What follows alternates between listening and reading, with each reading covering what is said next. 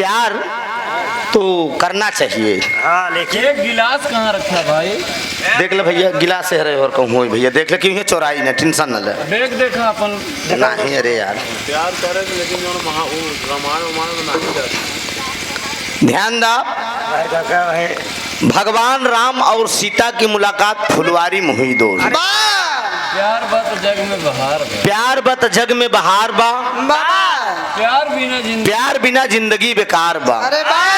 प्यार तो हुआ है हर युग में अजय प्यार की कीमत नहीं जाने के रहा नारद खाली अकेले रहे ना ना ना नारद जितना प्यार करते हैं उतना क्यों करने वाला नहीं रहा। वो टहट टहट आज के जमाने में मोबाइल और वो जमाने में नारद बराबर ही काम करते रहे। अच्छे अच्छे के मेहरारू डॉक्टर साहब देख के चल नारद देख के चलावत रहे। हाँ प्यार पाक होना चाहिए नापाक नहीं।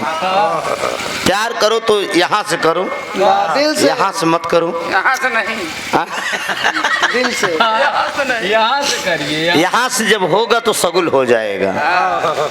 यहाँ वाला खतरनाक होता। ये बात को ध्यान देना मेरे नौजवान साथी जितने लोग हो जेकर बियाह भो हुई और जेकर ना भोई। चंचल मुन्ना तो भा है लेकिन तू प्यार का परिभाषा ज्यादा जानते हैं तो का बतावत है। ये बात ध्यान दे अभी नौजवान हो यंग बॉडी को हो ठीक है।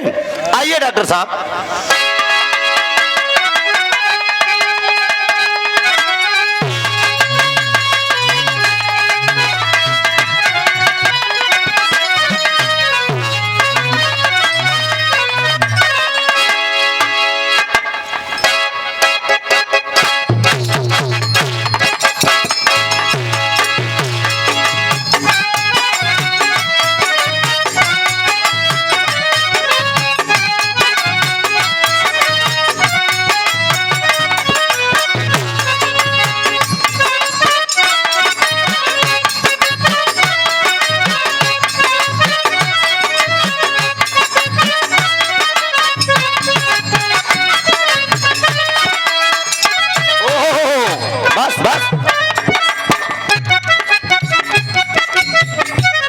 आजकल गवैया भोजपुरी ज्यादा गावत हैं।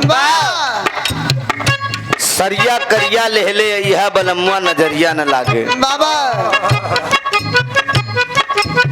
ले ला पुदीना ले ला पुदीना। प्यार के चक्कर में पुदीना बेचने लाग। अबे तो पुदीने अकेले बेचता है आगे चल के जब तक जूता चप्पल न बेच नहीं तब तक इनका चैन प्यार हो चाहे चाहे पुदीना बेकाय साहब चाहे जूता चप्पल बेच डाओ ये आप जान ले। लेकिन ये अपनी एक रिसर्च है। लिखने वालों को मैं धन्यवाद दूंगा आदरणीय कमल कबीर जी को बहुत बहुत सलूट है आपको। एक मंचला लड़की है और इस जमाने के यंग नौजवान है। प्यार उस लड़की को देखा और उमंग आ गई दिल में। कहा ओ डार्लिंग क्या अदा है तेरी। कभी कभी अदा से भी प्यार होता है। कभी कभी कलाकार साथियों अदा से भी प्यार होती है। प्यार करे के कितनों कोशिश करा लेकिन प्यार कहाँ है और किससे होगा ये किसी ने देखा नहीं है। क्यों गुलाब जी अगर किए होंगे तो जानेंगे। प्यार हो तो बिमली महेश जैसा हो। लाला के तालाब पर कैसे मुलाकात भई थी। वो लड़का कहता क्या है टाइट जींस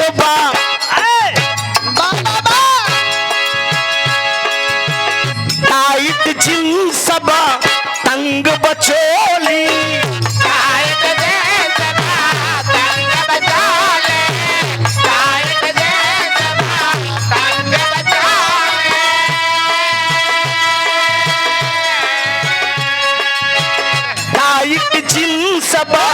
तंग बचोली चालू बबूनी पटमक खोली।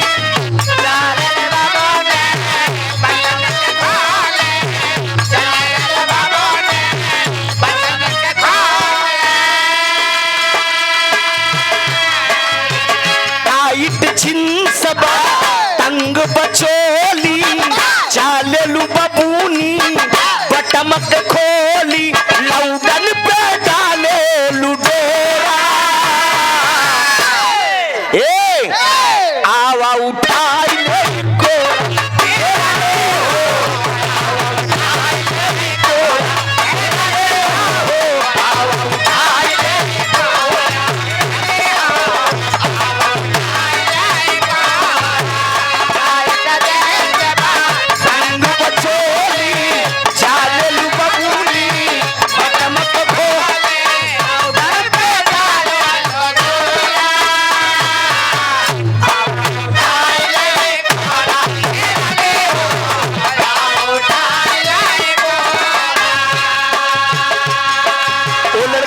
समझाती है ये मजनू है बहुत प्यार करने की शौक है ना। सुनो मैं मानता हूँ मैं हुस्न हूँ और तुम मिक्स हो। मैं हुस्न हूँ तुम मिक्स हो। अरे फैशन के तौर बाबा फैशन के तौर बाबा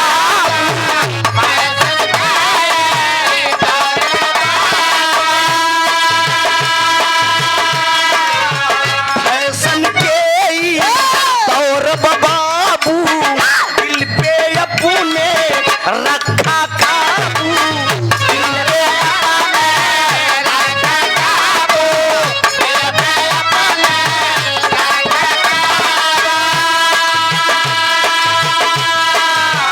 फैशन के तौर बाबा दिल पे अपने रखा काबू हमसे चलावा चिन चक्कर हमसे गली न तो हर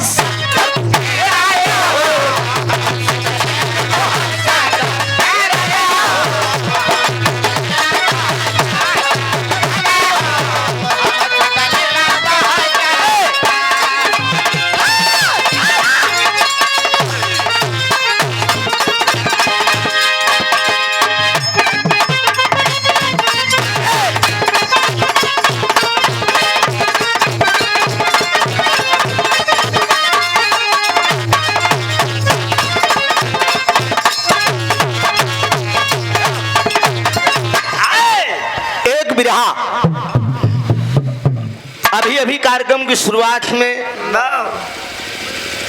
एक गायक कलाकार महोदय द्वारा आवाज आई महाभारत का प्रसंग होना चाहिए। अभी अभी 50 रुपया देकर कार्यक्रम के मलिकार साहब की आदेश आया एक वीर रस का बिरहा होना चाहिए। तो हम मन को जरा समझिए आप। एक कहावत बुजुर्गों ने कहा है कि केकर केकर मनवा राखी अकेले जियरा है अकेले लहरी गुरु कभों कभों गावत हैं कि मेहरिया दुई जियरा बाटे अकेले मेहरारू दुई आत्मा एक मर्दवा तो अकेले ही यहाँ कहूँ वहाँ कहाँ बेचारा कई कमाओ में कई तो टुपुरिन जाई। लेकिन एक ऐसा प्रसंग आप लोगों के बीच में प्रस्तुत है मित्रों, आशा नहीं पूर्ण विश्वास है इसमें वीर रस का भी समावेश मिलेगा। एक तीर से दोनों निशाना हो जात बा, वीर रस का समावेश भी आप पा जाएंगे और महाभारत का प्रसंग भी मिल जाएगा क्योंकि यहाँ पर काफी बुजुर्ग लोग बैठे हैं जो बिरहा की पारखी लगाने वाले हैं। खाली धुन तरह जगर गाँव ना तो आप लोग कहबा कि अरे यार त्रिभुवनवा का बड़ा नाम सुने रहे बड़ा बढ़िया लोग बखानत रहे बड़ा नीक गवैया भाई कैसा नहीं इच्छी नरी बुजरी करत बा। इसलिए अगर ये धोती कुर्ता पहन के अगर मैं मंच पे खड़ा हूँ दुनिया के कोने कोने में चाहे यूट्यूब से चाहे जहां जिस बात आप मोबाइल अगर खोल के कलाकारों की अगर गीत संगीत को सुनते हैं तो हमारी पहचान न कि कोई जागरण और ऑर्केस्ट्रा के कलाकारों में है, हम लोग बिरहा के कलाकार हैं। बिरहा गाने का काम करते हैं और बिरहा समझाने का काम करते हैं। बिरहा हमार खाना, बिरहा हमार सोना, बिरहा हमार बिछौना, बिरहा हमार रोजी रोटी बा, कोनो दूसर रोजी रोटी इसी कला के दम पे आप लोगों को सुनाते हैं और समझाते हैं और आप लोग संतुष्ट होते हैं तो 10 रुपए 20 रुपए 100 रुपए 50 रुपए 500 रुपए से लेकर हजारों रुपए का इनाम आप लोग देते हैं। अरे वाह! इसी बिरहा के बदौलत से एक बिरहा की प्रस्तुति होगी, आशा नहीं पूर्ण विश्वास है इस कहानी को अगर आप लोग शांति बनाकर सुनेंगे मेरा पूर्ण दावा है कहानी स्पष्ट और साफ होगी। कार्यक्रम तो लगातार सबका चल रहा है, हर कलाकार थके हैं, व्यस्त हैं, क्यों का आवाज मोटी भई, क्यों का आवाज लग गई बा।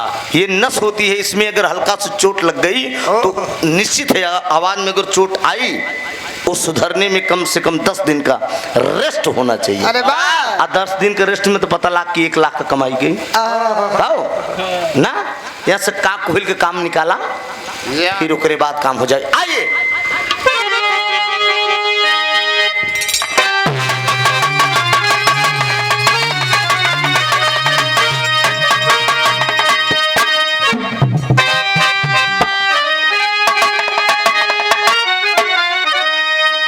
आइए डॉक्टर साहब।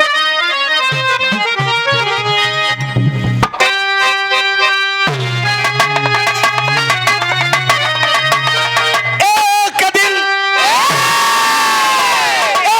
दिन माधो कृष्ण मुरारी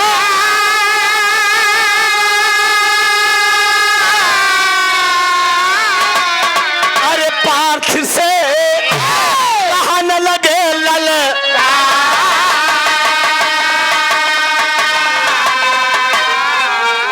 बड़का भैया माना बतिया अब हमार।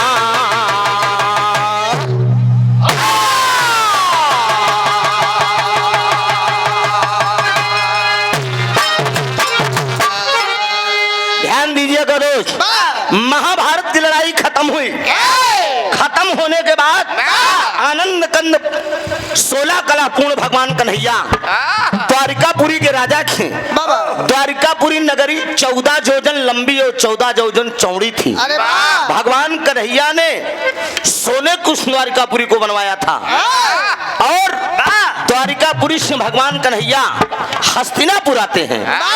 हस्तिनापुर आने के बाद माता कुंती को चरण स्पर्श किया।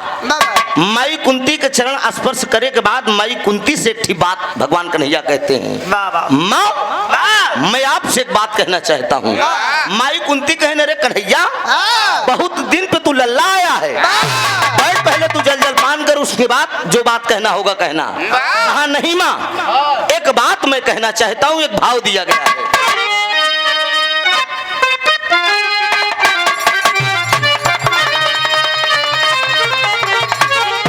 यह लाइन बा अरे मजहब दोनों एक उस्ताद हैदरअली जुगनू साहब गाया करते। गवैया देखा एक बात बताई दे, वो जमाना था बाबा जुगनू हैदरअली साहब, स्वर्गीय बाबू राम कैलाश बुल्लू गुरु, रामदेव गुरु, मिर्जापुर के पुत्ती खलीफा, ये बिरहा की विरासत को दद्दा राम धार उस्ताद दयाराम ये बिरहा की विरासत को कैसे सींचे हैं। उनके जमाने में ना मोबाइल था ना यूट्यूब था, कैसेट का जमाना भी नहीं था। कैसेट का जमाना कुछ दिनों के बाद ऑडियो आया, पहले हवा पे तावा के बाद फिर ऑडियो आया। ऑडियो का जमाना था, मोबाइल नहीं था। वो लोग कितना संघर्ष करके इस बिरहा की विरासत को कोने कोने में लहराया। आज हम कलाकार लोग टेंट माइक साउंड अब बढ़िया तन को बाजा गड़बड़ात बकात और बढ़ावा दद्दा राम धार रहे 2 किलो अरहरी की दाल पी जात रहे, हाँ देसी घी दवाई के अब पी जा उनका ढोलकहार के रहा दोनों आँखी के सूर मारा। आ दद्दा राम धार जब करताल उठाए ले तो शुरुआ कहाँ चल बजाओ, अगर बैठा तमान खड़ा हो मान मंच पे साज बजे चाहिए नहीं तो फिर समझे रहे करताल शुरू तो ढोलकहार चाहे कसे रहा चाहे नहीं, वो जमाना था। उस्ताद हैदरअली जुगनू साहब इसको गाया करते थे।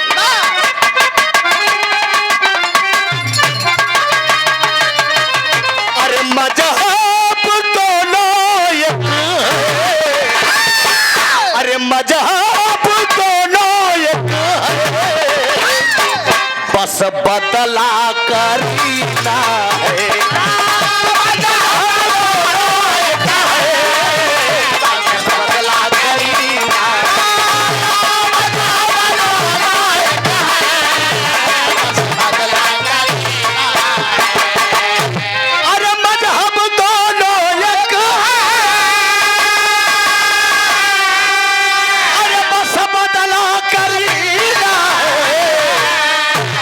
गोकुल का हजरत का मदीना। लेकिन लाइन पर गौर करेंगे आप, गाने में भाव दिया गया है, अरे हाय गीता ना, अरे हाय गीता ना, अरे बने ना, अरे हाय गीता ना, अरे बने ना, चढ़ने से अखाड़े में, चढ़ने से अखाड़े में,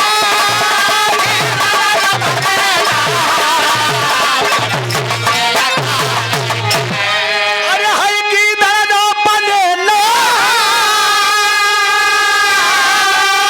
अरे हाय चढ़ने से अखाड़े में, अरे गदहाना, अरे गदहाना, अरे बने पंडित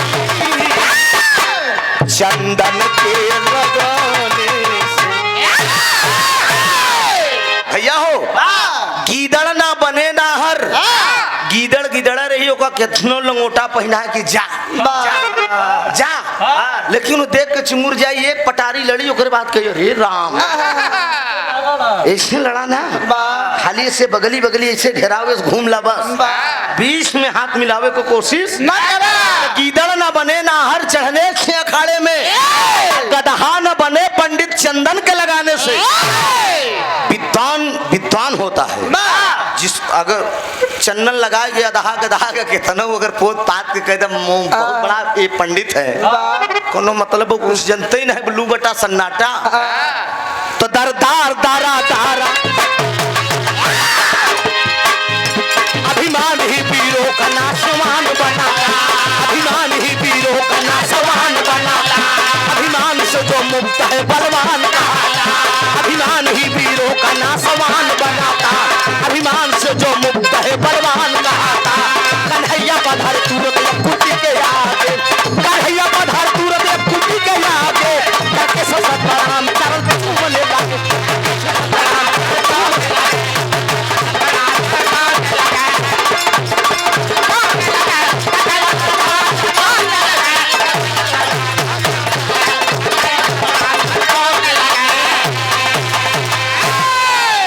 अभिमान ही वीरों का नाशवान बनाता, अभिमान से जो मुक्त है बलवान कहता। कन्हैया पधारे तुरंत कुंती के आगे, करके सत प्रणाम चरण चूमने लागे। माई कुंती के दरवाजे पे पहुंचे, कुंती के चरण स्पर्श करके भगवान कन्हैया कहे ए माई जल जलपान तो हम कह दें, लेकिन हमार सखा अर्जुन कहाँ है? कुंती माई कहें पानी पिंगल करा, जहाँ कहीं हुई अर्जुन वही नावत। लेकिन इतने में जल जलपान करने के बाद अर्जुन जी आएंगे, अर्जुन जी आएंगे तो अर्जुन से भगवान कन्हैया कहते हैं कि कन्हैया अर्जुन एक काम तुम्हें करना है। काहे बोलिए कन्हैया क्या करना है? तर्ज का तेरी का भाव है।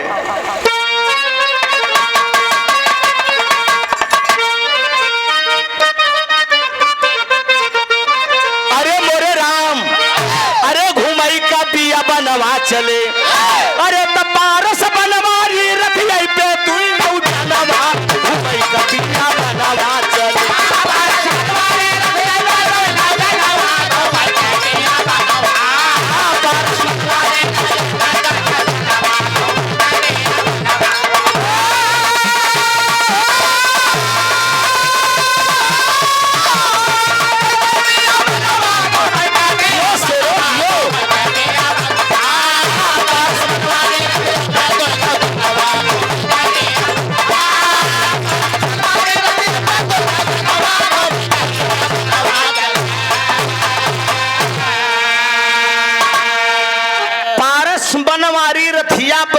जनमा घूमई कबिया भगवान कन्हैया अर्जुन दोनों जन रथ पर विराजमान हो गए बियाबान जंगल घूमने के लिए।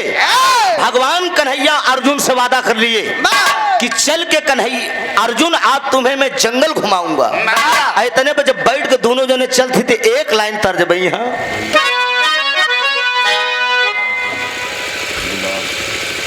अच्छा आदमी गुलाब यादव जी आप ये भैया उबरतिया यहीं से जाए दुका पनासे से अनासा गांव से वहाँ जाई अच्छा कमल कनगरा मेजा पनासिया से आप आदरणीय गुलाब यादव जी 51 रुपया का पुरस्कार बा बहुत बहुत प्रणाम बा साथ में सब भैया का नमन करे माने अब हमका 12 का मतलब जो यहाँ भी रहा गाए है फिर वहाँ बदल के जहिया गावे के अरे भले बताए रहा नहीं मतलब यही बराती हुआ रही हाँ एक बात भले याद कराई दिया चलो कोई बात नहीं ये खजाना भरा में कौन दिक्कत नहीं बा भगवान जाना ये खोपड़ी में कम से कम 3-4 से विराट याद हो मुँह समानी 4000 समझा शुद्ध घेलवा के कहूँ से गावे आज 2 लाइन 8,000 लोग गीत अरे नहीं 12,000 लोग गीत है डॉक्टर साहब पारस बनवारी रथिया बदूनो जनमा घूमई कबिया इतना तो गाय दिन डॉक्टर साहब हम भूल गए खुद ही 25 साल पहले के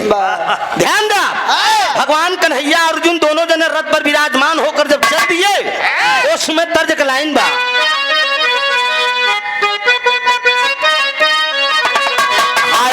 तरज का लाइन में कहा है हम हाई मजनू का यार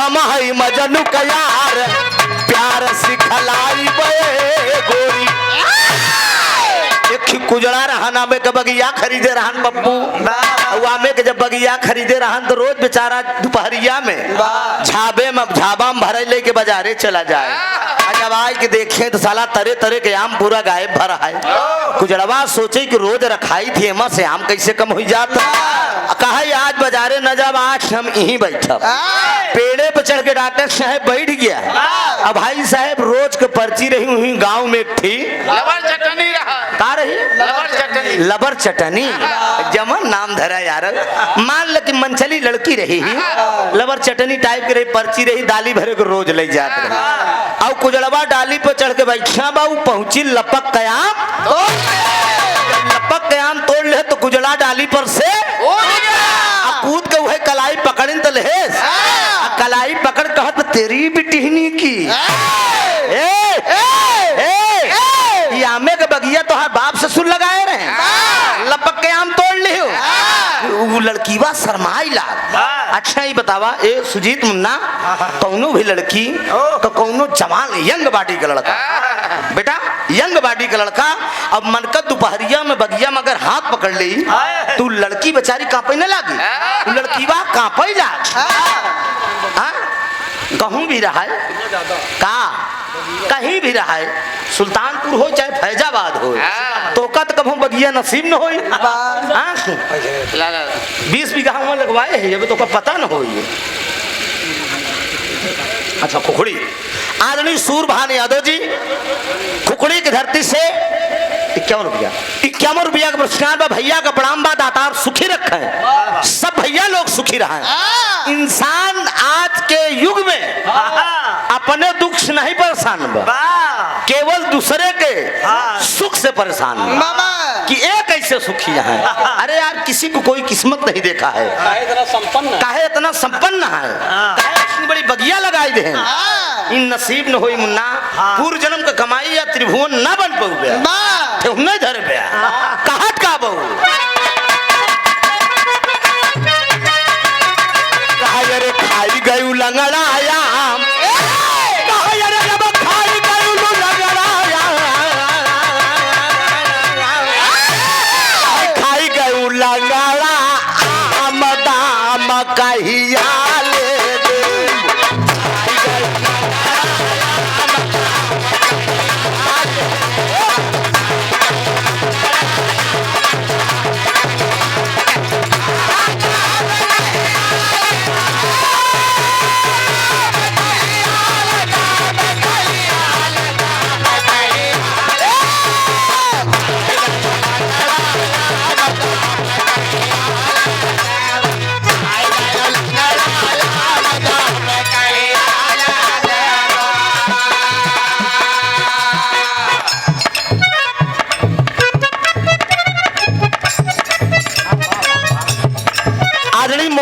यादव जी की तरफ से 100 रुपया का पुरस्कार बा दातार खिड़के भैया के जमा पैसा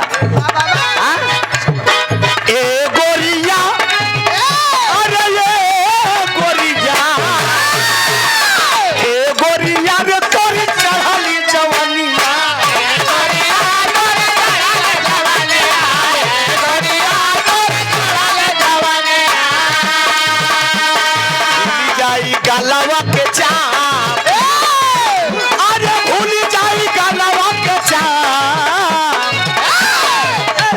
है झूली जाई गलवा को दाम दाम कहिया ले देबू जाई गलवा के दाम दाम कहिया ले देबू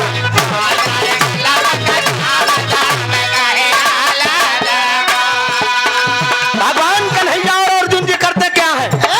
अरे तू नौजाने होई के सवार, तू नौजाने होई के सवार, तू नौजाने होई के सवार सिधार पिए बाबा नौजाने होई के सवार सिधार पिए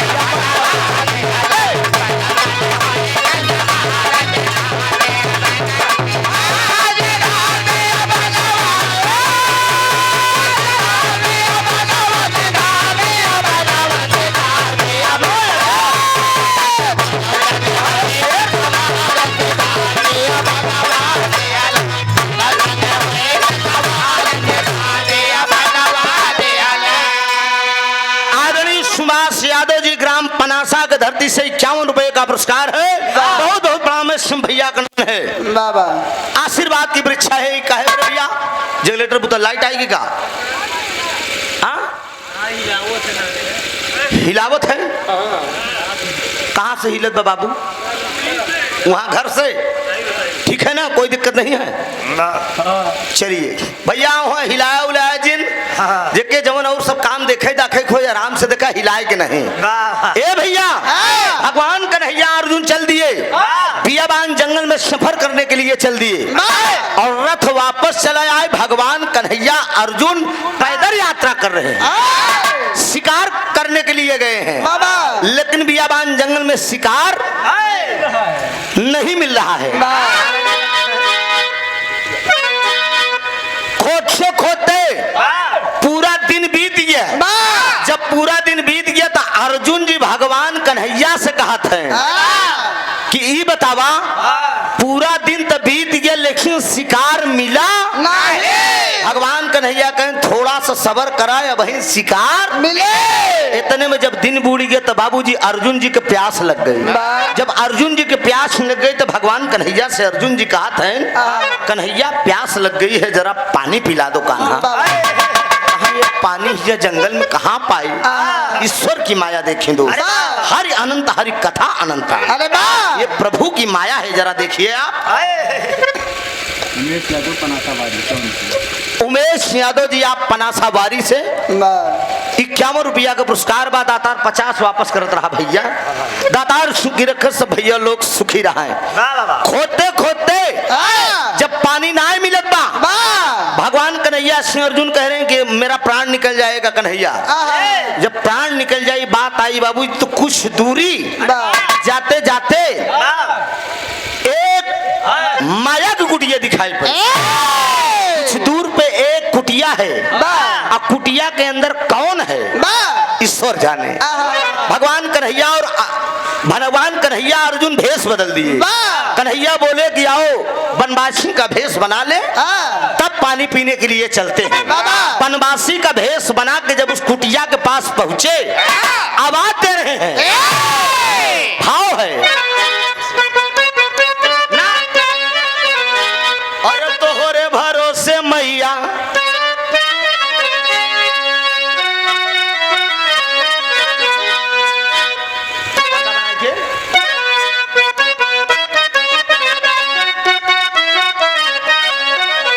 अरे तोहरे भरोसे मैया अरे मई जागा रोपा अरे मोरी जागा पूरा ना कहा अरे गैया के घियना अरे होमिया करई बे अरे धुआनाया का सावा ले जा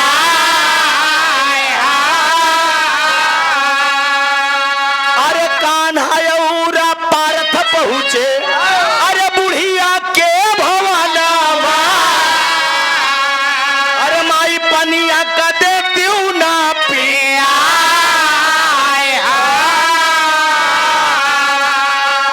दरवाजे पे भगवान कन्हैया पहुंचने हैं आवाज दे रहे हैं। एक लाइन तर्ज का भाव दिया गया डॉक्टर साहब यहाँ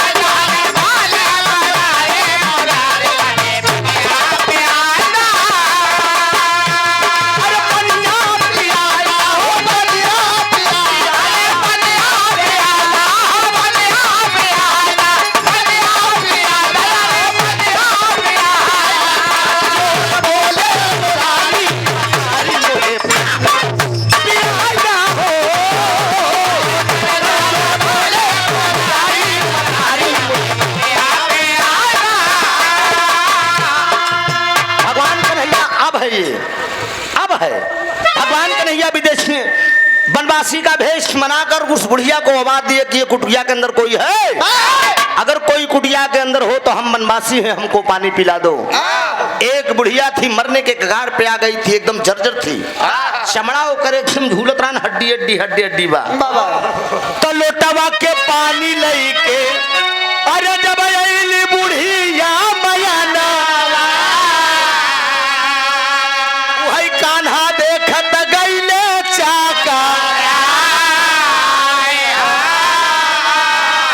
वही अरे 3 बाण कखरी में अरे दाबे बुढ़िया मयाना, अरे बतिया का पूछई माना।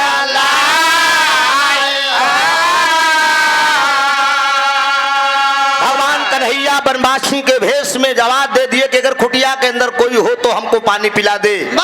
उस कुटिया के अंदर से कौन निकल रहा है? एक बुढ़िया एकदम जर्जर पे है, मरने के कगार पे आ गई है। पीतल का एक लोटा लिए और बाबूजी लेकर पानी जब कुटिया के बाहर निकल रही है, उस समय भगवान कन्हैया अर्जुन को प्यास लगी है।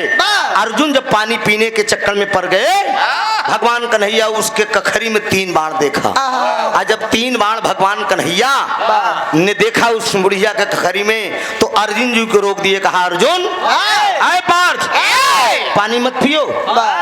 अर्जुन जी कहा मेरे प्यास लगी, तू खटखट फानत है। कहन हमका कुछ माया लगत बा, ई बुढ़िया मरे के कगार पे आई बा, लेकिन ये अपने कखरी में 3 बाण दाबे बा, ऐसा कौन कोई कारण है?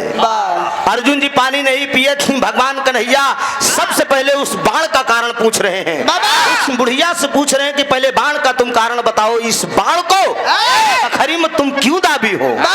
वो बुढ़िया कहाँ लगी ललकार, बुढ़िया कहाँ लगी ललकार,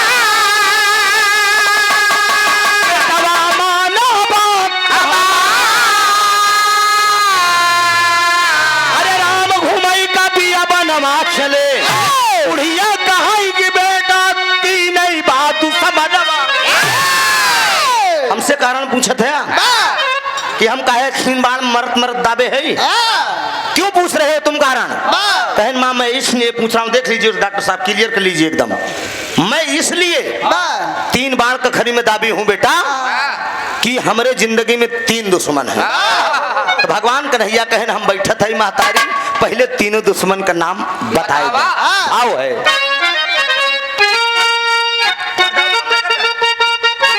कम न कर बे।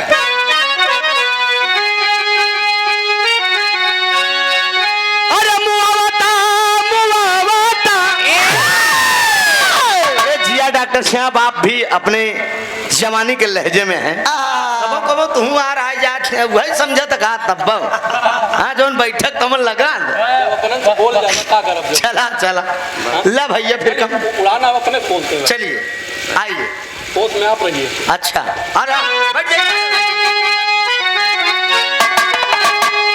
कहाँ या रही अरे का बने, कहाँ या रही अरे का बने, अरे तपलिया बुझाए जा बनावा का भेदावा, मयरिया बताए जा बनावा का भेदावा।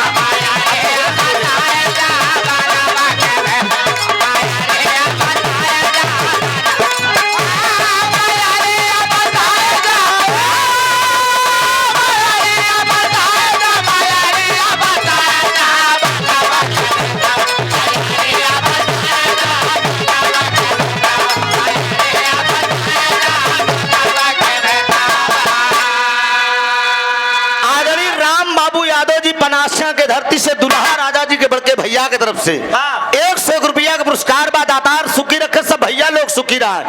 बुढ़िया का है कि बेटा अरे माना मोर बयानवा, अरे हमारे जिंदगी में बात 3 दुश्मनवा, दुश्मन का नमवा, अरे मयरिया गिनाए जा बनावा का भेदा, मयरिया बताए जा बनावा का भेदा।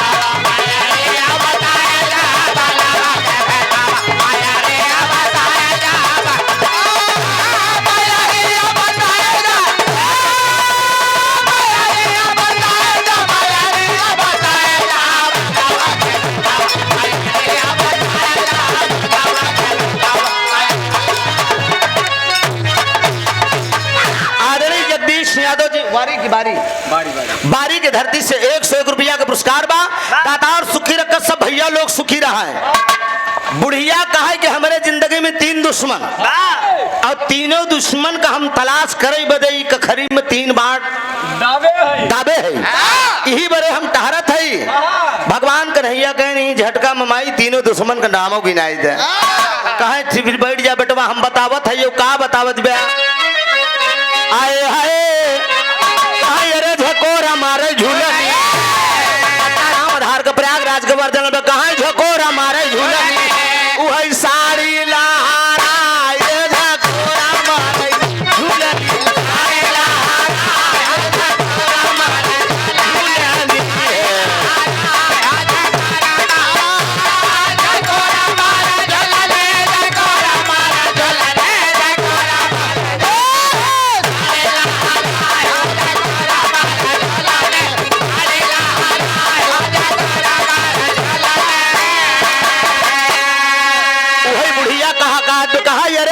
बान मरबई बेटवा एक बान मरबई यशोदा जी के प्राण के एक बान मरबई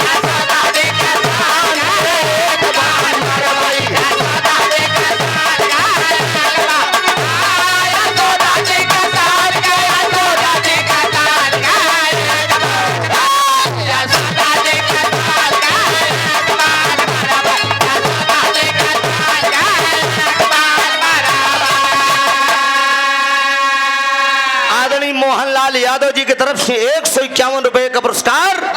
100 रुपया स्पेशल हमारे लिए खत्म हो गया ना और 50 रुपया में पूरी पार्टी का 51 रुपए में बहुत बहुत वंदन अभिनंदन है। पहले उठी का लड़का बड़े दुलारे को होते भगवान कन्हैया तनी के माखन चुराए के खाए ले कान है अब रहले सुना अरे आँखी के यशोदा जी मारे लगलिन सुनीला तनी के बाती अरे कछरी में बांध दे अरे कछरी में बांध दे वही मोरे भगवान के एक बान मरब यशोदा जी के बान के एक बान मरब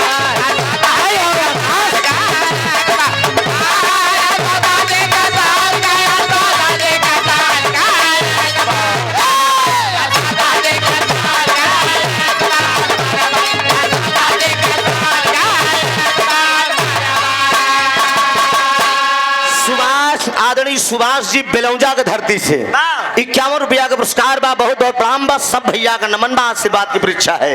यही बात वो बोल दिया कहा भगवान कन्हैया पहले उठी के लड़किया रहे दुलारे कर तनी के अगर माखन मान ल खाए ले तनी के माखन खाए तो यशोदा के तनी हिम्मत हमारे कन्हैया का कछरी में बांध के डंडा डंडा मारी नहीं पाई जाए तो उनके हम छाती में बाण धास दे और बिना मारे हम उनका छोड़ी थी ना। अर्जुन जी कहन ला तोहरे माइन के मारे बरे कहा दिबे तोहरे माइन के मारे बरे कहा दिबे भगवान कन्हैया कहने के पता थोड़ी क्यों बा कि हम हिन भगवान है यशोदा हमारे महतारी है। भगवान कन्हैया बनवासी भेष में बोले कि माँ आगे तुम किसको मारना चाहते बोले सुभाष बेलौजा धरती नहीं बेलौजा पंडित बेलौजा के आप पंडित हैं सुभाष जी बे खान साहब जी को हुआ आई जा दास तो खोड़े पे भैया कहना बा कहे पांडव धनुधारी बाट सुना बाला अरे कान्हा से काम ले अरे कान्हा से काम ले अरे देखा राधावान का एक बाण मारब यशोदा के एक बाण मारब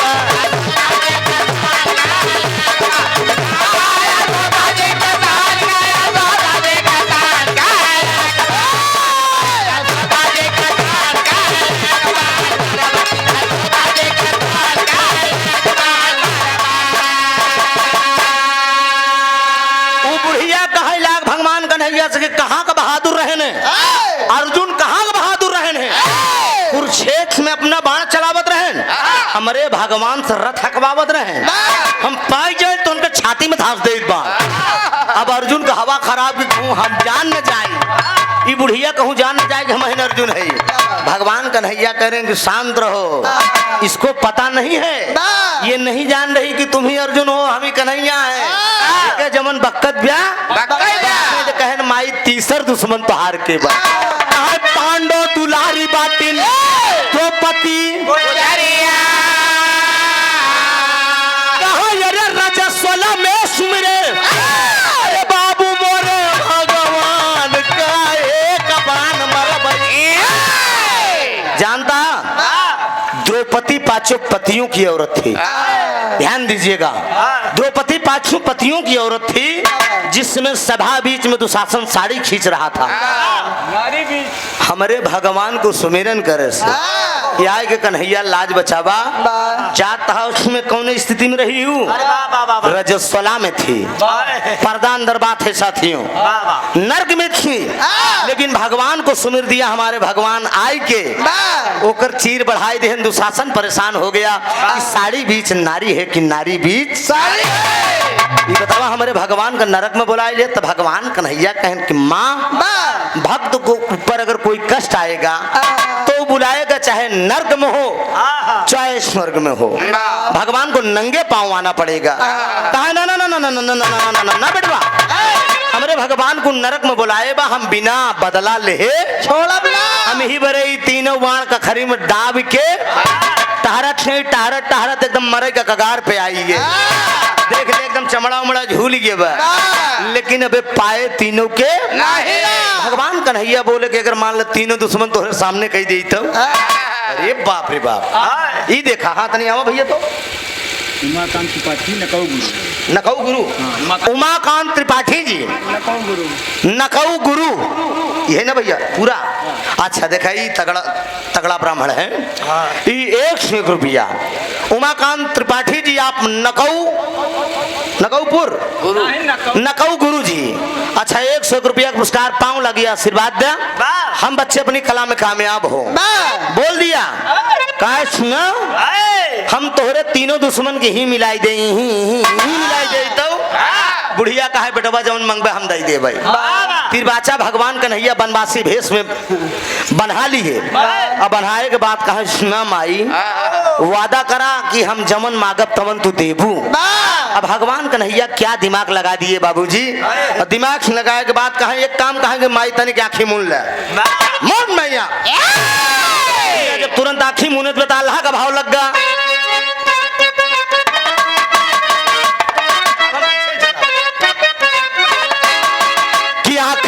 मुनली सुनिला अरे आँख जा मुनली सुनिला बूढ़िया मैया नवाय भैया।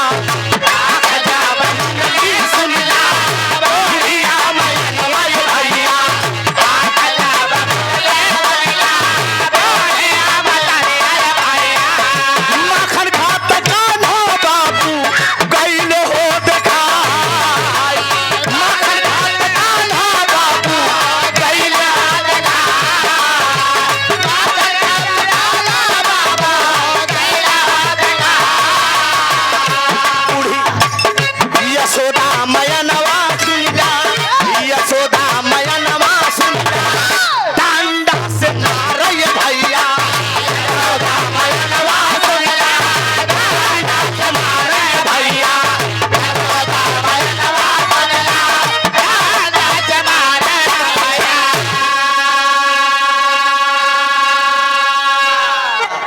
संत लाल यादव जी पनासा के धरती से 100 रुपया का पुरस्कार बा दातार सुखी रखा है। भगवान कन्हैया उस बुढ़िया को आंख मुंदवाए। आंख मुंदवाने के बाद कहा मैं आंख मुनो और वही बालेपन वाला रूप दिखा दिया। माखन खात है नहीं यशोदा मैया डंडा से मारत है। जब बुढ़िया देखे डंडा से मारत तो यशोदा कैसे पकड़े चली।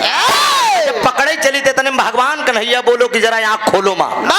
जब आंख खुली गई तो भगवान कन्हैया करत का है कहें जमन 3 बाण ले जमन 3 बाण ले ओमा से एक बाण हमका दही दे। एक बाण ले ले ना बचा कई बाण 2 बाण तो दूसरा रूपा कान्हा दूसरा रूपा कान्हा पूरा क्षेत्र वाले भैया। दूसरा रूपा कान्हा पूरा क्षेत्र वाले भैया।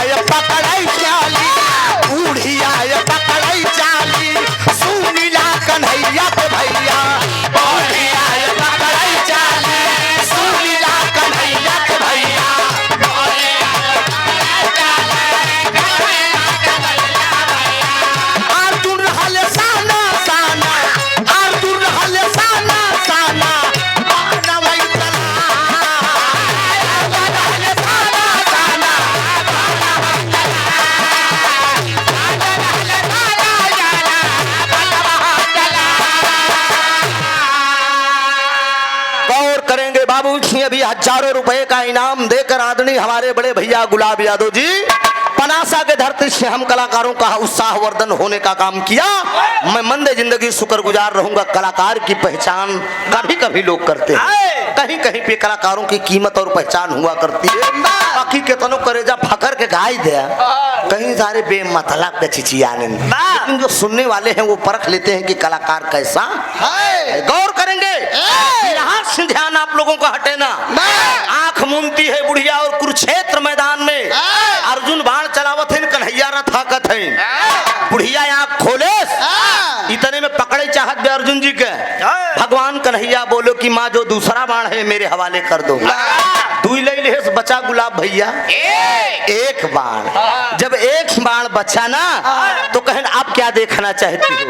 वही करत का सभा बीच द्रौपदी के, सभा बीच द्रौपदी के साड़ी दूसर खींचे भैया, सभा बीच द्रौपदी के साड़ी दूसर खींचे भैया, सभा बीच द्रौपदी के बिहाले कन्हैया बाबू लाजी आई बता, बिहाले कन्हैया बाबू लाजी आई बता, बिहाले कन्हैया बाबू लाजी आई बता। गौर करेंगे बाबूजी, बुढ़िया जब आंख मूंदती है सभा बीच में दुशासन साड़ी खींच रहा है। आनंद कंद 16 कलह पूर्ण भगवान कन्हैया उसकी चीर को बढ़ा रहे हैं। बुढ़िया जब देखत बा ऐसे बढ़िया मौका नहीं बा, ई साड़ी एकर बढ़ता ना चप धिना के पकड़ ले, पकड़ के बस अगर छतिये में बाण धाक दे। इतने में भगवान कन्हैया बोलो कि आंख खोलो माँ। जब आंख खोलते हैं तो नजारा ज्यों कहते हो। एक काम करा माई, वो तीसर का बाण हमरे हवाले वचन दे दिया था, त्रिबाचा बना लिया था भगवान कन्हैया। जब तीनों बाण ले लिया ना, और जब तीनों बाण ले लिया तो बुढ़िया तवाई गई, कहा सुना बेटवा बाण तो तीनों ले ले है। सोचा था क्यों नहन का हम मार न पाऊ न यशोदा का मार पाऊ, न अर्जुन का मार पाऊ, न द्रौपदी का ना, लेकिन ये बुढ़िया को होबे के बा। बुढ़िया का जीते जिंदगी हो ही नहीं सकत। जान तो जरूर छोड़ दी, ऐसे बाण तोहरे हवाले हो गया, लेकिन हम तीनों जने के बिना शराब दे मानब। गौर करेंगे, तमाम बिरहा आप लोगों ने सुना होगा, लेकिन ये अजीबो गरीब बिरहा है। वो बुढ़िया तीनों आदमियों को श्राप क्या क्या दे रही है। पहला सरापा बुढ़िया, पहला सरापा बुढ़िया या सोदा का दिहली भैया, पहला सरापा बुढ़िया या सोदा का दिहली भैया, पहला सरापा बुढ़िया या सोदा का दिहली भैया। मरता की मेरी बेटवा के मुंह न देख पा, मरता की मेरी बेटवा मुंह न देख पा, मरता की मेरी बेटवा मुंह न देख पा। एकदम कहानी स्पष्ट करके आप लोग समझते चलिए। गाने बजाने का मतलब ये है कि एक एक भाव समझ में आना चाहिए। भगवान कन्हैया के सामने वो बुढ़िया पहला शराब यशोदा को दे रही है। आए यशोदा, मैं तुझे श्राप दे रही हूँ, मैं तुझे श्राप दे रही हूँ कि गोकुल से जिस दिन भगवान कन्हैया तेरे दरवाजे से जिस दिन मथुरा चले जाएंगे, वो लौट कर दोबारा तुझे मुंह दिखाने नहीं आएंगे। तू बेटे की याद में तड़प तड़प के मर जाएगी, लेकिन दोबारा तुझे बेटे का मुंह देखने का सौभाग्य प्राप्त नहीं होगा। कोई विद्वान पंडित जो इस महफिल में विद्वान लोग, वेद पुराण पढ़ने वाले लोग बैठे होंगे, वो पढ़े होंगे, जानते होंगे कि भगवान कन्हैया जब यशोदा के दरवाजे से चले गए, दोबारा लौट कर यशोदा के पास नहीं आए। यशोदा की याद, बेटे की याद में, कन्हैया की याद में यशोदा तड़प तड़प के मर गई, लेकिन दोबारा देखने का मुंह सौभाग्य नहीं हुआ, प्राप्त हुआ। ये बुढ़िया का दिया हुआ श्राप है। दूसरा शराब का होत बा, दूसरा शराब पाऊ है, दूसरा शराब पाऊ है, द्रौपदी का दिहली है भैया, दूसरा शराब पाऊ है, द्रौपदी का दिहली है भैया, दूसरा शराब पाऊ है, द्रौपदी का दिहली है भैया। मरता की मेरी पति के मुंह न देख पाए, मरता की मेरी पति के मुंह न देख पाए,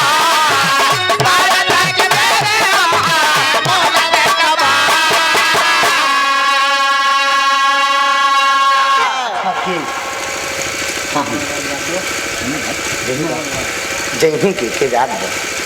अच्छा बैठा रहे भैया के आदरणीय मोहनलाल यादव जी की तरफ से 51 रुपए का पुरस्कार हमारे गुलाब बाबू को फरमाइश में कि लटका झटका तनी को सुनाया जा हमार रिश्तेदार जाए वाला कौन है तो रिश्तेदार ए सब तो तनी जल्दी सुनाया जाए तो कहे जाते हैं अगर आप लोग बैठे रहिए लटका झटका से और एक खिबड़वार पुड़िया लेके आ जाइए और पुड़िया बहन न खोलब ठीक 4 बजे खोलब तब तक आप लोगों को वेट करना पड़ेगा। अरे जिंदगी में ही रात बड़ी सुहानी है यार, ये रात फिर नहीं आएगी। खाली लटका झटका सुनाई दे तो चल जाबा। आज एक चीज लटका झटका से एक अलग रिसर्च करके मैं आया हूँ और खाली आज ही मंच पे खोलब कहीं नहीं गाया हूँ, न कहीं यूट्यूब पर आप सुने हैं न कहीं मंच पे आप लोग सुने हैं। इसी मंच पे होगा लेकिन 4 साढ़े 4 बजे के आसपास सोना जी एक बिरहा गाएंगे, उसके बाद जब खड़ा हो तब वो पुड़िया खुल जाई। बहुत बहुत प्रणाम भाभी, ध्यान हटे ना, ध्यान दीजिएगा।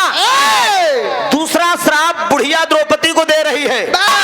द्रौपदी मैं तुझे श्राप दे रही हूँ, जिस समय तू 5 पतियों समेत हिमालय पर्वत पे गलने के लिए जाओगी तो हार 5 मन से धू आगे निकल गई, तू पहले गल जाबू। मरद की बेरी में मन से धू को देख ना पऊबू।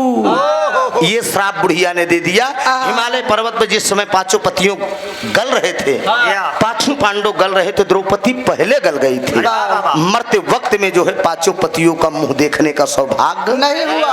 अर्जुन का श्राप दे बा, तीसरा शरापा बुढ़िया, तीसरा शरापा बुढ़िया अर्जुन का दिहली है भैया।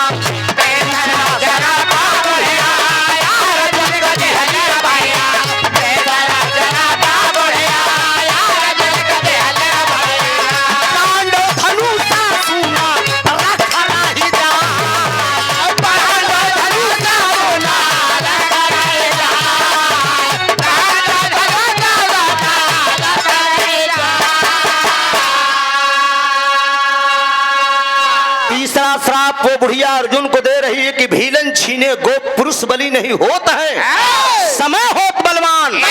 भीलन छीने गोपिका वही अर्जुन वही बाण। ये पुरुष बलि नहीं होता है, समय का चक्र है, वही अर्जुन रहोगे, वही गांडो धनुष रहेगा।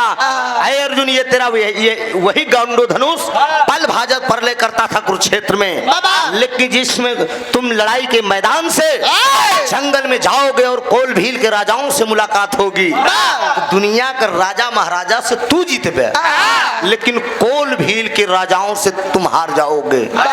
वही गांडव धनुष रही, वही अर्जुन रहबे, लेकिन काम नहीं करेगा, तुम्हारी हार हो जाएगी। यही बात तीनों लोगों को जब श्राप दे दिया बुढ़िया तो इतने में आनंद कंद 16 कला पूर्ण भगवान कन्हैया अपने असली भेष में आ गए। और जब असली भेष में आते हैं जो बुढ़िया देखती है तो पैर पे गिर गई कि बारे दुनिया का मालिक, आपने मेरी इतनी कठिन परीक्षा लिया, दीनदयाल आप मेरे दरवाजे पे। हाँ माँ, मैं तेरे दरवाजे पे आया हूँ, भेष बदल के तेरी परीक्षा लेने के लिए आया था, लेकिन तुम परीक्षा में सफल हुई हो। अब बोलो तुम क्या वरदान चाहती हो, जो चाहो तुम मुझसे मांग सकती हो। बुढ़िया कहा मैं देना जानती हूँ प्रभु, लेना नहीं। भगवान कन्हैया बोले कि तेरे दरवाजे पे आया हूँ, कुछ तो मांग लो। अब तेरे दर पे आया हूँ, कुछ करके जाऊंगा, गोली भर के जाऊंगा या तो मर के जाऊंगा, कुछ तो करके जाऊंगा, मांग ले जो मांगना हो।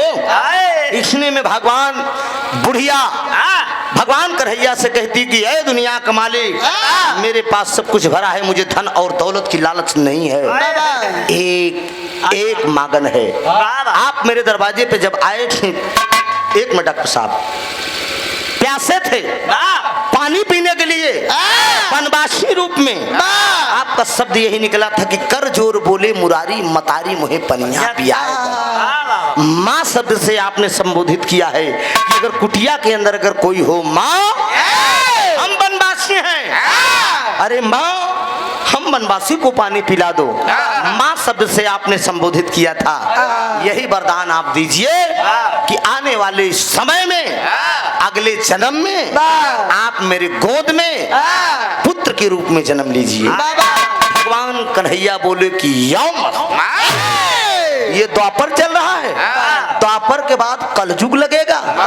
कलयुग में मैं तेरा बेटा रहूंगा और तुम मेरी माँ। लेकिन इतने में बुढ़िया बोल दिया, कहा ना, ये झूठा वादा है।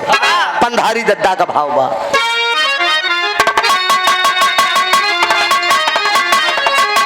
दादा पंधारी गावत रहे, कहा ये रे अब ना मिली, ए दादा हरे अब ना मिली, गुलाब भाई अब ना मिली।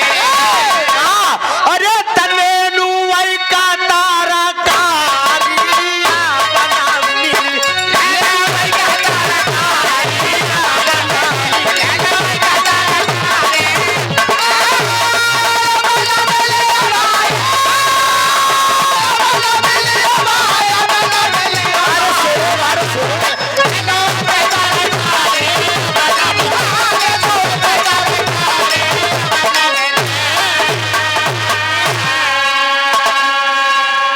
नेनुआ का तरकारी में मिली एक गायिका से गाना बहुत छू कहा है कि नेनुआ गली गली झोरात बा। हम कहे तू कौन नेनुआ का बात करे, तो ये हाइब्रिड वाला जो खेते में होत बा, जो इंजेक्शन लगा के पैदा करा जात बा, ई नेनुआ का बात दादा पंधारी नहीं गए। तू नेनुआ जमन छानी पे होत रहा, देसी वाला छनिया पे से काटा टाइप होत नहीं रहा, तू नेनुआ सपन हो गया। ये हाइब्रिड वाला सारी फराद में 5 रुपया किलो लई आवा, चाहे जितना। लेकिन दादा राम आधार गायन कहा अरे अब ना मिली, ए भाई अब ना मिली, ये बाबू अब ना मिली, का न मिली देसी घी कई सोहारी अब ना मिली। कहूँ मिलत ब्या पहले घी के अगर कचौड़ी बने तो मोहल्ला के बाद छोड़ा पूरा गांव महक, अब तो बगले पड़ोसिन के नहीं महका, 65 वाली महका। सोचा आप, हाँ देसी घी के सोहारी। अच्छा अगर देसी घी खाबा तो 6 महीना खबर करे मिला। अब महुआ महारानी के मार दे तो तुरंत नवा नवा लौंडे यूज करता है, डीजे पर नाचता है, बढ़िया बियर छानता है, और जींस कमन पहनता है जो चुतरे के नीचे वाला, अब बार कटावत है, यो चुनवावता है, यो चुनवावत है, यो चुनवावता है, ये यो चुनवावता मेहरबानी पियती हैं। अच्छा हमारे डॉक्टर साहब ने खोज किया है कि अब महिलाएं भी बियर पीना शुरू कर दिए। अच्छा वाह वाह, हाँ मानेंगे डॉक्टर साहब आपकी नहीं नहीं सही बात, हकीकत कहा था। गुलाब यादव जी आप पनासा से इस बात को दे रहे हैं कि बात हकीकत है। 100 रुपया के दातार सुखी रखा है, कहा भाई अब नौकरी सरकारी अब ना मिली, नौकरी के ख्वाब नींद देखा, लड़का बच्चा के कोनो धंधा बिजनेस में डाला, समझा ना है देखा जान लग गरीबी देश में रह जाई। एक सफाई कर्मी के समझ 10 लाख नगद तय हो दहेज, एक जान लग नौकरी सरकारी। बहुत पूरी गंगा चैनल पे एक लाइन मैं अपनी तरफ से गाया था, कहा अरे अब ना मिली, भाई अब ना मिली, ये बाबू अब ना मिली, अरे तजे कर मर गई महातारिया बना मिली, कर मर गई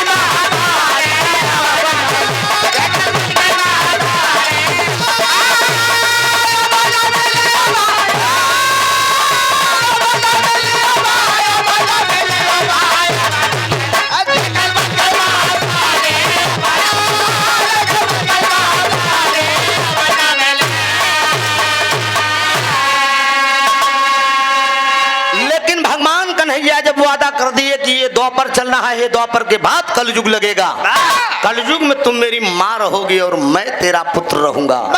बुढ़िया वही बात पकड़ ले, कहा सुना, कहा रहाइदा भगवान, अरे रहाइदा भगवान हो रहाइदा भगवान, काहे बदे कि झूठा ना चाहिए वरदानवा, रहाइदा भगवान झूठा वरदान जिंद है, आई झूठ फूट के वरदान दे के जिन जाए, कहा कैसे को झूठा, कहा सुना हम बतावत है। त्रेता में अब राम रूप राजा दशरथ के घर भैया, अरे पुत्र सुख जब पावे के, अरे प्रभु तू बन की ओर सिधैला राम रहाइदा भगवान, तड़प के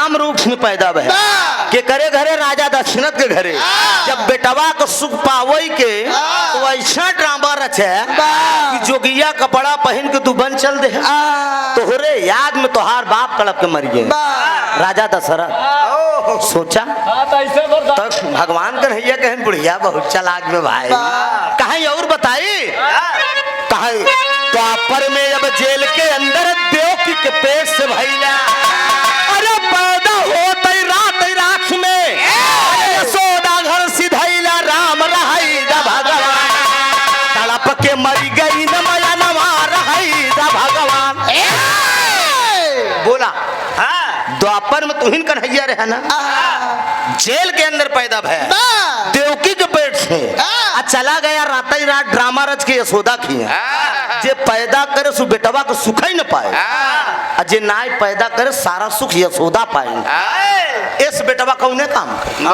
सोचिए बुढ़िया भगवान कन्हैया के बड़े चक्कर में डाल दे कहा ये बेटवा कौने काम के पैदा होबे हमरे खिया चला जाबे कहूं भगवान कन्हैया वादा कर लिए कि नहीं माँ तेरे आंखों के सामने रहूंगा सुनो कलयुग में कहां और किस जगह पर हम पैदा होंगे प्रांत रही गुजरात जिला अब सिंघल द्वीप बताई अरे बिहबलपुरी अब गांव रही अरे ब्राह्मण की कुंवारी कन्या कहलाई राम रहाई दा भगवान अरे तुहाऊ रहबू अब माया नवा रहाई दा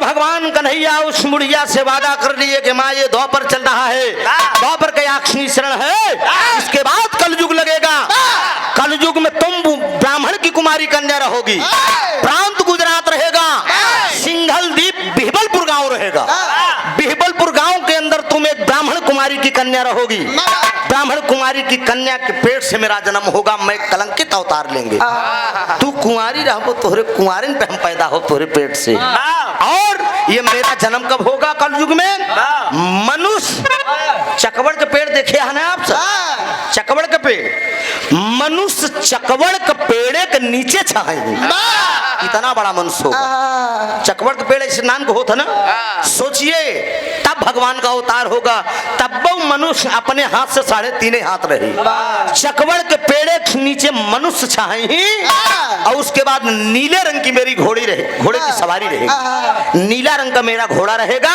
उसी की सवारी रहेगी कलंकित मेरा अवतार रहेगा धरती पाप से भर जाएगी अरे बेटा अपने बाप को नहीं चिन्हेगा बाप अपने बेटे को नहीं चिन्हेगा एकदम धरती पे पाप भर जाएगा खुशबू राज ने एक गाना गाया था अभी तो पेपर पत्रिका के माध्यम से कवि जी ये सुनने को मिल रहा है ना कि फला लड़की के साथ रेप बलात्कार अभी फेसबुक पे आया है 13 साल की लड़की के साथ यही कहीं आगरा में बलात्कार हुआ लेकिन वो पकड़ा नहीं जा रहा है प्रशासन के लोग उस लड़की की लाश को गायब कर रहे हैं कहीं न कहीं हो सकता है कमी इसमें सरकार की हो क्योंकि अगर वो बलात्कार किया है तो बलात्कारी पकड़ा जाना चाहिए 13 साल की बच्ची के साथ अगर गलत किया है तो लेकिन प्रशासन को लोग सरेआम उस लाश को छीन रहे हैं मैंने फेसबुक पे देखा था सोचिए जमाना कितना आगे निकल रहा है अभी तो लड़कियों का बलात्कार हो रहा है खुशबू राज ने एक गाना गाया था कि थोड़े दिन के बाद जमाना इतना आगे बढ़ जाए थोड़े दिन के बाद जमाना इतना आगे बढ़ जाए लड़का अपन जान बचाई लड़की पटक चढ़ जाए अभी तो लड़कियों का बलात्कार हो रहा है चिंता न कर हमारे तोहरे युग में ना हो अब तो मर के कई दाएं उतार ले पता न कम मनाई रही थी खटकिरवा उठकिरवा सोचिए सरेआम मर्दों का बलात्कार होगा लड़की ऐसे मर्द ऐसे जात रही ऐसे लड़की से भूखी शेरनी की नहीं ऐसे दौड़ी ऐसे पकड़ी छाड़ी में ले जाए के बाद सरेआम बलात्कार हो जाएगा घोर कलयुग लगेगा और जो कह के जा रहा हूँ क्षमा चाहूंगा मंच से बात कड़वी जरूर लगेगी लेकिन ये बात सत्य होगी क्योंकि बुजुर्गों ने जो लिखा है कवि ने जो लिखा है वो गलत नहीं होगा। क्योंकि धीरे धीरे ये नजारा देखने को अब चालू हो गया है।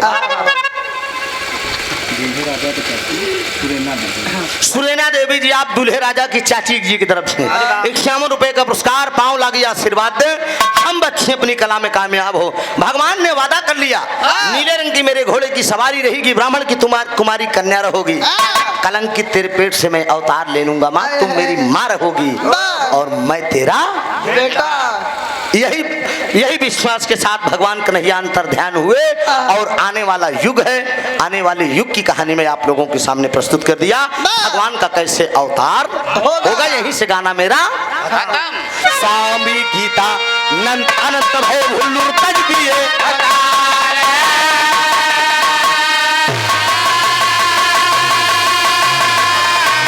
रामधार गुरु हैदर अली जुगनू कैले स्वर्ग